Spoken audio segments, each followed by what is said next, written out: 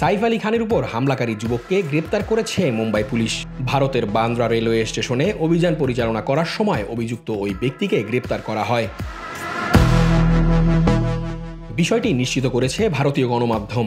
প্রতিবেদনে বলা হয়, সাইফকে হামলার ঘটনায় বৃহস্পতিবার অর্থাৎ 16 জানুয়ারি থেকে 7 সদস্যের দল গঠন করে চিরুনি অভিযান শুরু করে মুম্বাই পুলিশ।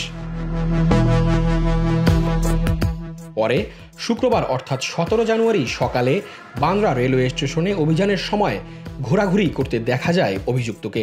তার গতিবিধি সন্দেহজনক মনে হলে তা মুম্বাই পুলিশের নজরে আসে এবং গ্রেপ্তার করা হয় তাকে। প্রাথমিক তদন্তের পর পুলিশের ধারণা, অনুপ্রবেশকারী খান পরিবারের কোনো গৃহকর্মীর সঙ্গে পরিচিত ছিল। সম্ভবত সে কারণেই লবির সিসিটিভি ক্যামেরায় ধরা না পড়েই বাড়িতে প্রবেশ করে সে। এর আগে বুধবার অর্থাৎ 15 জানুয়ারি মধ্যরাতে সাইফের বান্দ্রার বাড়িতে ঢুকে পড়ে দুর্বৃত্তরা। ওই সময় অভিনেতাকে ছুরি দিয়ে আঘাত করে পালিয়ে যায় তারা। গুরুতর জখম অবস্থায় মুম্বাইয়ের লীলাবতী হাসপাতালে ভর্তি করা হয় অভিনেতাকে। পরে অস্ত্রোপচারের মাধ্যমে সাইফের শরীর থেকে 2 থেকে 3 ইঞ্চির একটি ধারালো বস্তু বের করেছেন চিকিৎসকরা।